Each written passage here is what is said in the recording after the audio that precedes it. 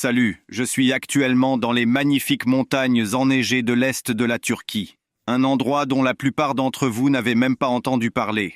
Ce film raconte comment un simple voyage au complexe de Palandöken peut se transformer en une véritable aventure.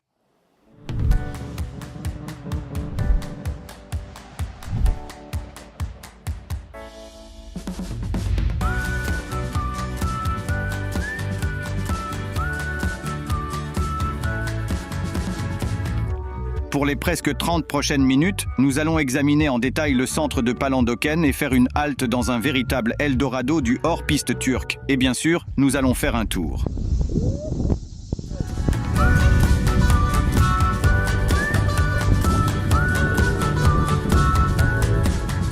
En général, comme on dit sur YouTube, regardez jusqu'à la fin. Il y aura beaucoup de contenu magnifique, enneigé et même parfois éducatif. Sans trop tarder, découvrons où se trouvent toutes ces choses. La montagne et la station du même nom, Palandöken, se dressent fièrement dans le nord-est de la Turquie. La ville la plus proche, et donc l'aéroport, est Erzurum. Et même en s'approchant, il devient clair que c'est le bon endroit.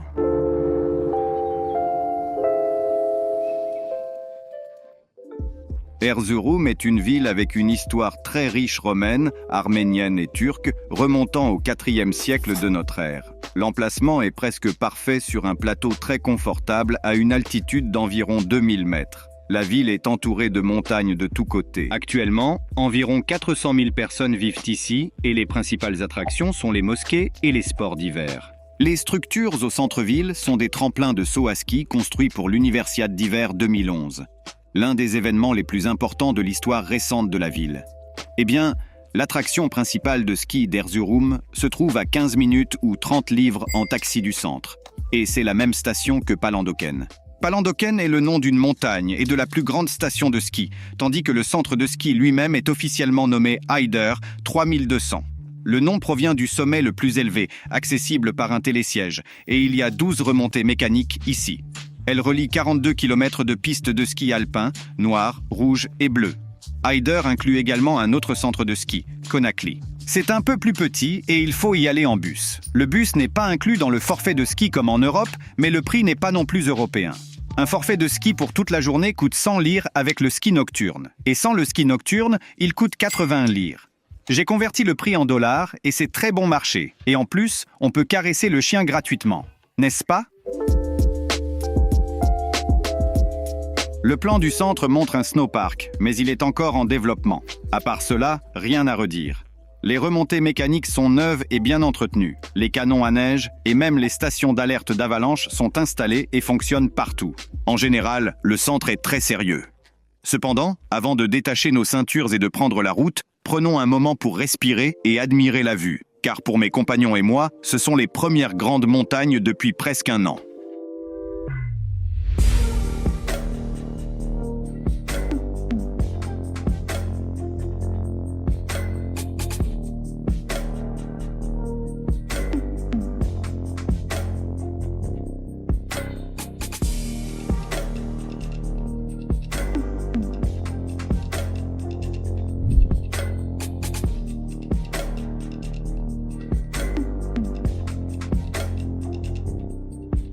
La tour de télévision au sommet de l'Asgder est probablement l'élément le plus reconnaissable de tout le centre de Palandöken. Et c'est magnifique là-bas. Et c'était magnifique là-bas. Et c'est magnifique là-bas. Partout, c'est magnifique. Selon la carte, les pistes sont très variées, allant des pistes bleues légèrement inclinées où même les skieurs s'allongent d'ennui. Tout va bien ? Tout va bien ? D'accord. Jusqu'à ces pistes noires rapides, où l'on peut descendre jusqu'à 12 km jusqu'en bas. Ce qui m'intéressait avant tout, c'était le freeride avec les remontées mécaniques. En haut, tout est si meuble et il n'y a pas vraiment de plaisir à rouler, mais si vous descendez un peu plus bas, ce sera plus amusant.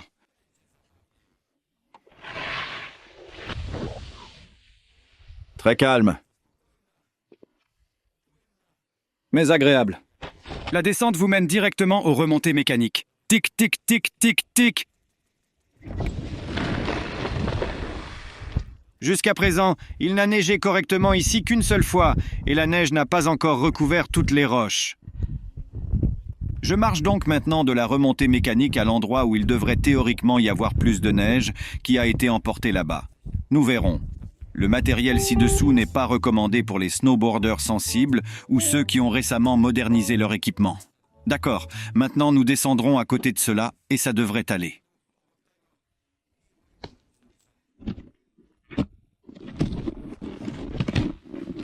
Ah, oups!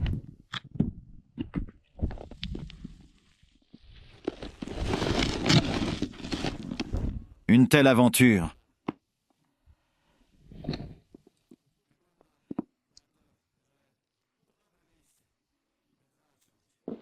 Ça a l'air d'être un bon endroit pour commencer. Allons-y. Non, non, non, c'est encore trop tôt.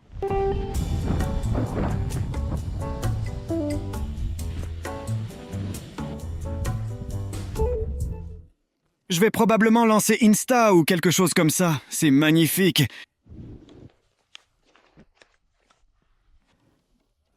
Oui, il suffisait de marcher un peu et j'ai trouvé un endroit presque intact pour descendre.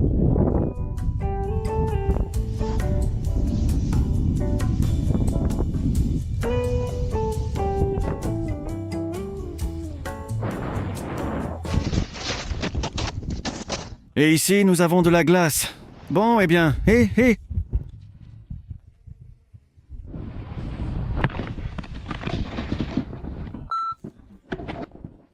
Cauchemar. Beaucoup de pierres. Nous avons besoin de plus de neige. Nous devons attendre qu'il neige davantage. La station est très similaire à Goudaori en ce qui concerne le freeride, où des pierres peuvent aussi se cacher sous la neige.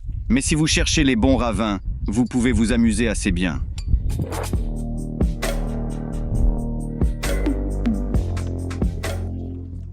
Palandöken offre également de magnifiques couchers de soleil qui illuminent alternativement différentes montagnes. Et rien que pour le spectacle, vous pouvez passer 1 heure autour du télésiège fermé à prendre des photos.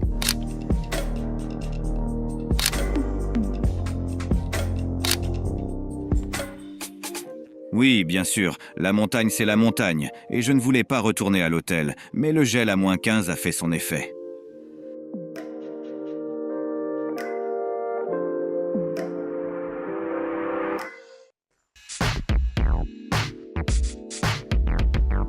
Coral Travel nous a logés dans l'hôtel 5 étoiles Sway, qui mérite bien son titre de meilleur hôtel de tout Palandöken. Pour moi, la chose la plus éloquente dans cet hôtel n'est pas ses grandes chambres ni ses intérieurs, qui ressemblent un peu à un paquebot de croisière ou à un salon business sympa dans un aéroport. Et un ascenseur panoramique avec vue sur Erzurum, qui dispose même de bâtons anti-Covid pour éviter de salir les doigts sur les boutons. Cela faisait longtemps que je ne m'étais pas senti embarrassé par des portiers dans leurs uniformes d'entreprise rouge et un endroit tout inclus qui semblait accueillir tout un bazar oriental. La plus grande surprise pour moi était un Geländewagen comme transport de l'hôtel. Et ce n'est pas seulement une voiture pour le spectacle, il y en a plus ici. Regarde, celui-ci a le numéro 4 sur le capot. En général, tu peux prendre l'avion en classe économique. Pour une personne décente, une semaine dans un tel hôtel avec une visite classique commence à $1000 américains. Il n'y a pas beaucoup de touristes de groupe ici, principalement des résidents aisés passent leurs vacances ici. Tout ici est cher, riche et aristocratique autant que possible. Et si je venais ici seul, par moi-même, je choisirais quelque chose de moins cher. Et où vivre ici sans dépenser tout l'argent du monde? Parmi toute cette abondance, le Snowdora Hotel est probablement la meilleure option pour les riders à petit budget. Le Snowdora est l'hôtel le plus simple du complexe. Vous pouvez également trouver des prix très intéressants si vous les recherchez une semaine ou moins avant de partir. C'est exactement ce que Boria et Jana ont fait et ils ont acheté une excursion avec cet hôtel 3 jours avant leur départ. Moment très gênant. Laissez-moi vous dire quelque chose. Ils sont arrivés en même temps que moi et ont loué une chambre dans un hôtel bon marché à Snowdor. Combien coûtait le forfait pour 2 personnes? 14 150 hryvnias. Est-ce que cela inclut le vol et tout le reste? Oui, environ 200 € par personne. J'ai calculé le coût ici et le coût à Bukovel pendant la journée. Et même là-bas, à Dragobrat. Il s'est avéré qu'ici, c'est moins cher. Et la nourriture? Les petits déjeuners sont inclus dans le prix. Mais nous ne négligeons pas non plus les dîners gratuits. Vous entrez simplement, personne ne vérifie. C'est tout. C'est tout? Je dîne. Au total, 205 € par personne. Vol, hébergement, petit déjeuner, dîner. Si vous êtes assez audacieux, aussi le forfait dans le centre. Vous pouvez aussi essayer le Nalan. Et malgré un aspect parfois modeste, la distance des remontées mécaniques est incluse dans le prix. Une sorte de chambre d'enfant, mais il n'y a probablement pas de meilleure option. Et même un salon avec du thé gratuit et un canapé design de Zaha Hadid. L'authenticité du canapé est toujours en cours de vérification par des experts. Il y a aussi une cantine à 2 étages tout à fait décente. Pour 200 € par personne, c'est vraiment très bon marché. Il semble que de nombreux repas se trouvent dans les 2 endroits. L'intérieur de l'hôtel est une question subjective et n'affecte en aucun cas la qualité du snowboard ou du ski. Qu'est-ce qui est si exclusif dans ce Sway pour qu'il soit beaucoup plus cher que Snowdora? La réponse à cette question est juste derrière moi.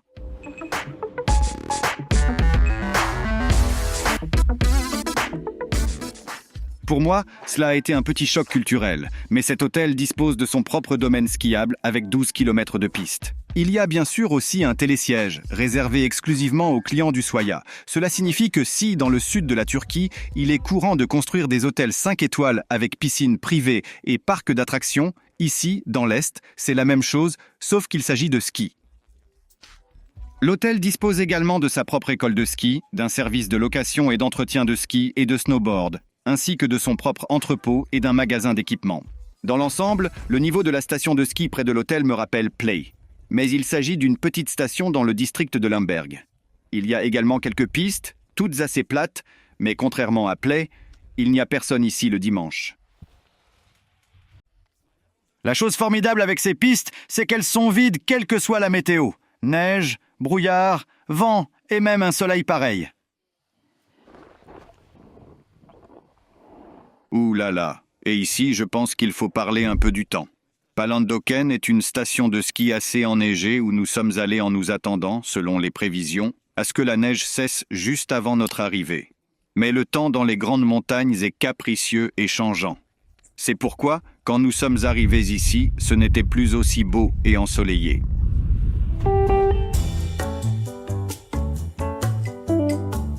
En bref, les Turcs sont très prudents. Seule la neige, le vent, le brouillard et la mauvaise visibilité ferment presque toute la station et ne laissent que les 2 remontées mécaniques les plus basiques. Et le centre fonctionne apparemment. Vous pouvez acheter des abonnements, mais le plaisir de ces jours-là est très faible. La mauvaise nouvelle est que les lieux dans le centre même, où vous pouvez vous cacher de cette honte, peuvent être comptés sur les doigts d'une main et disons qu'ils ne prétendent pas à des étoiles Michelin. Chaque fois que j'arrive dans une nouvelle station, dans les premiers jours, j'apporte du thé et des collations avec moi, car je ne sais pas combien coûte la nourriture dans les cafés locaux. Et ici, c'était probablement justifié aussi, parce que le thé coûte 7 livres, soit environ 40 hryvnias. Et c'est ce genre de tasse. Un simple gobelet en papier jetable, et non une jolie tasse turque décorée comme on pourrait s'y attendre. Par ailleurs, une portion de shawarma avec du pain pita coûte 40 lire, soit environ 160 grivnes, ce qui n'est pas vraiment bon marché pour de la cuisine de rue. Et maintenant la bonne nouvelle. Même dans un tel brouillard, il y a quelque chose à voir ici. Ici, le long du premier itinéraire, il y a un immense mur de glace, qui est en réalité seulement un simulateur pour tout type de grimpeurs et d'alpinistes qui s'entraînent ici à améliorer leurs compétences en alpinisme. Par un temps pareil, c'est probablement l'endroit le plus photogénique de tout le complexe. La deuxième bonne nouvelle est que par un temps pareil, les locaux ne sortent pas souvent pour faire du vélo. Ainsi, toute la neige fraîchement tombée, tant sur la piste qu'à l'extérieur, est exclusivement à vous.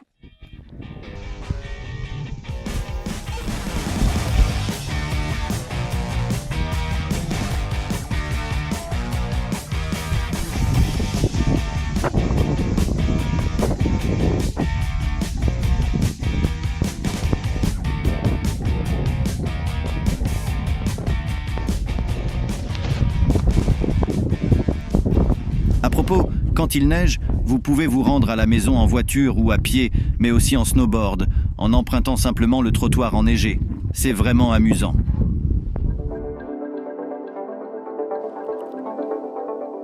Comme je l'ai mentionné, il n'y a pas beaucoup d'endroits ici, donc la vie nocturne se déroule aussi sur les pistes. Et quand il neige, c'est une esthétique complètement différente.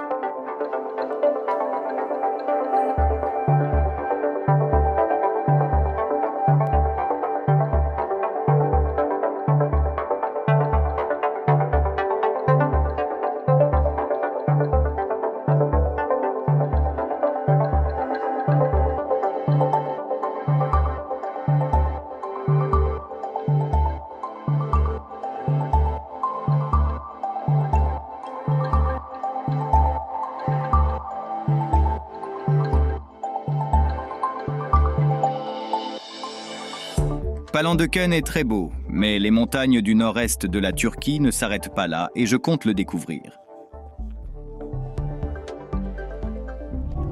Maintenant, je me dirige vers des montagnes un peu plus sauvages et plus hautes avec deux gars qui comprennent très peu l'anglais.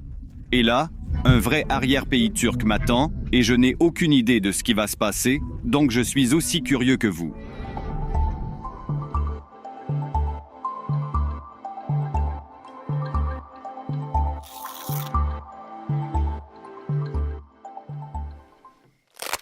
Alors, nous sommes arrivés. Et honnêtement, j'ai du mal à imaginer où nous nous situons géographiquement. C'est quelque part entre la mer Noire et Palandöken. Il y a un ciel étoilé incroyablement clair et un petit hôtel de montagne. Et le matin, nous découvrirons ce qui est quoi.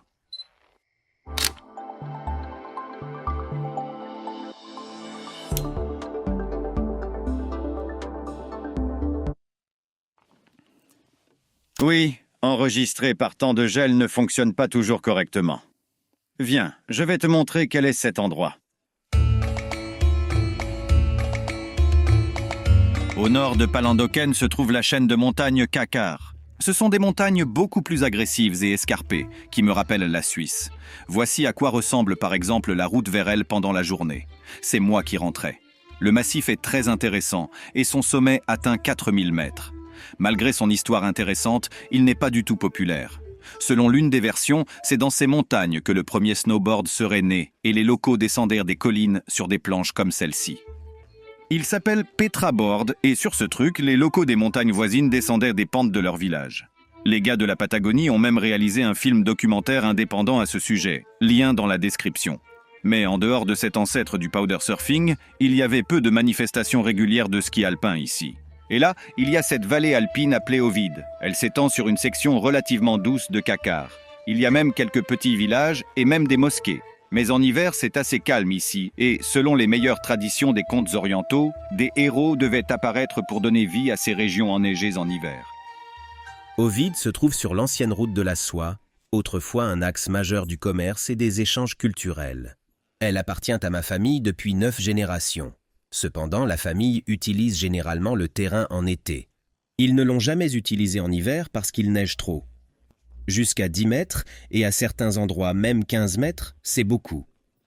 Avec mon partenaire commercial Rushan, qui représente cette famille, nous avons décidé d'ouvrir le mont Ovid pour des activités hivernales.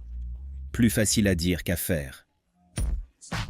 Il y a 2 ans, les Tchèques et les Russes ont commencé à développer rapidement cet endroit. Ils ont amené de l'équipement pour l'enneigement, des dameuses et des motoneiges pour permettre aux gens de monter. Il est même prévu de construire un petit snowpark pour les skieurs débutants comme Travis Rice. De plus, pour la sécurité des visiteurs, ils ont acheté tout l'équipement moderne de sécurité en avalanche. Quant à l'infrastructure, hors saison, ils ont transformé un hôtel d'été abandonné en hôtel ouvert toute l'année. Ils l'ont isolé, installé un générateur et ont même ajouté cette superbe terrasse. Cependant, le principal problème de cet endroit est les prix élevés. Une nuit dans cet hôtel commence à 100 € par personne pour un séjour dans une chambre triple, mais avec 4 repas par jour. Et assez savoureux, je vous assure. Une journée sur le terrain avec du matériel d'avalanche, des motoneiges et les services de guide qui vous pousseront à bout de force commence à 280 € par personne. Il s'avère que passer une journée entière ici coûte 1,5 fois plus cher qu'une semaine de voyage organisée à Palandöken. Mais les propriétaires reconnaissent ce problème et essaient de réduire les coûts opérationnels. Mais la raison principale de ce prix n'est pas la technologie, mais bien sûr l'équipe. Ils ont amené ici quelques motoneigistes très expérimentés et même 2 guides de ski sympas de l'Utah, États-Unis, qui tracent les pistes, et l'un d'eux, par exemple, maîtrise le terrain local, pour ainsi dire. Toute l'équipe passe ses journées à explorer les montagnes locales et à étudier la neige, puis développe des itinéraires pour emmener les clients dans les endroits les plus intéressants à leur arrivée. On m'a demandé de passer une journée ici, quand il n'y a pas de clients, pour voir à quoi ressemble une journée de travail dans cette, disons, boutique de backcountry.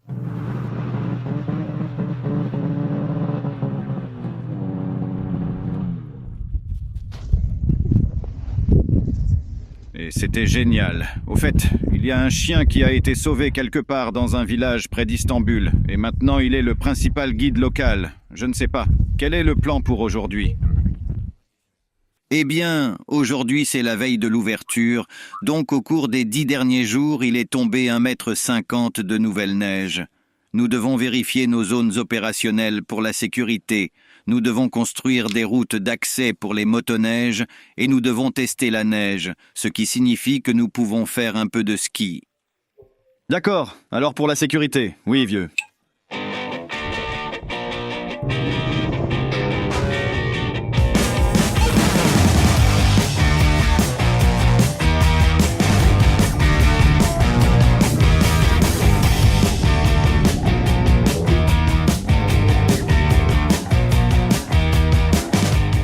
Maintenant, les chauffeurs turcs sont partis pour renforcer la route, et moi et la guide attendons qu'ils reviennent et nous disent ce qui se passe là-bas. En passant, le temps change très rapidement. Il y a 1 heure, le ciel était complètement dégagé. Maintenant, il est un peu nuageux, mais la visibilité reste bonne. Ils renforcent les routes à l'avance, une personne à la fois sur une motoneige, pour que plus tard les clients ne dérapent pas et ne tombent pas soudainement dans la neige poudreuse. Par exemple, de cette manière. Tout va bien ?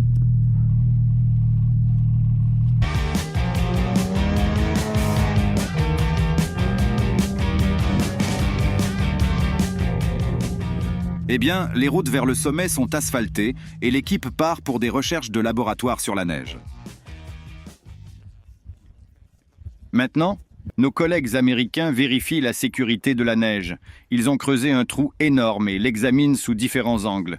Creuser un puits de neige montre les différentes couches de neige et la manière dont elles peuvent glisser les unes sur les autres. Et c'est une science complètement distincte. Mais ce qui m'intéresse le plus, ce sont les recherches pratiques.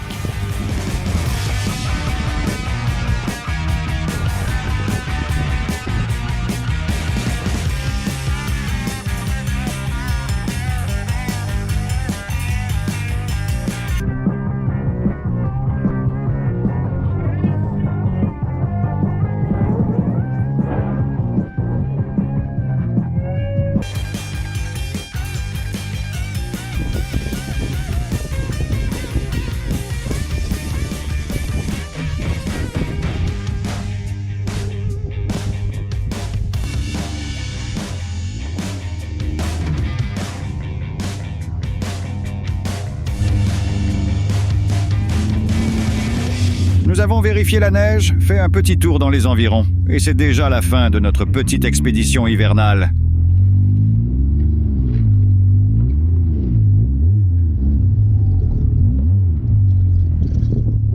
En général, nous avions prévu de skier, ou plutôt de tester la piste jusqu'au crépuscule, mais le temps nous a vite fait rentrer à l'hôtel. Contrairement à la station, pendant une tempête de neige, il n'y a rien à faire. Mais le travail de l'équipe ne s'arrête pas là. Nous devons déneiger les routes pour éviter de rester coincés dans les congères si la tempête devient incontrôlable, et cela s'est déjà produit. J'adore ce genre de voyage où tu étais encore hier dans un hôtel 5 étoiles, et aujourd'hui tu es assis le soir dans un garage avec des gens qui réparent leur motoneige et mangent une raclette turque locale. Au fait, très savoureux. Soit dit en passant, le tourisme organisé ne signifie pas nécessairement que vous êtes attaché à un seul endroit, et encore moins à un hôtel. Cela peut être un excellent point de départ, et parfois même très bon marché pour découvrir de nouveaux endroits et rencontrer de nouvelles personnes. Le centre de Palandöken est un très bon endroit pour commencer à faire du snowboard ou du ski, ainsi que pour pratiquer le freeride en dehors des remontées mécaniques. Mais ces montagnes sont évidemment une ligue à part pour les connaisseurs de backcountry, bien que pas du tout budgétaires. Et j'espère qu'un jour je pourrai revenir ici, dans l'est de la Turquie par beau temps, pour profiter pleinement de ces belles montagnes. Eh bien, comme toujours, merci beaucoup pour regarder. À bientôt dans la prochaine vidéo. Et comme toujours, n'oubliez pas de vous abonner, de liker, de poser des questions dans les commentaires et bien sûr de partager avec vos amis. Bref, regardez la description. Il y a beaucoup de liens utiles et c'est tout. Salut!